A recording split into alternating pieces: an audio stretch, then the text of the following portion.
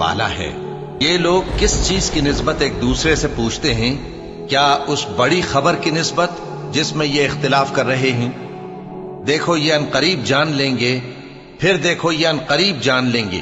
کیا ہم نے زمین کو بچھونا نہیں بنایا اور پہاڑوں کو اس کی میخیں نہیں ٹھہرایا؟ اور ہم نے تم کو جوڑا جوڑا پیدا کیا اور نیم کو تمہارے لیے موجب آرام بنایا اور رات کو پردہ مقرر کیا اور دن کو معاش کا وقت قرار دیا، اور تمہارے اوپر 7 مضبوط آسمان بنائے اور آفتاب کا روشن چراغ بنایا، اور نچڑتے بادلوں سے موسلا دھار میں برسایا تاکہ ہم اس سے اناج اور نباتات پیدا کریں اور گھنے گھنے باغ۔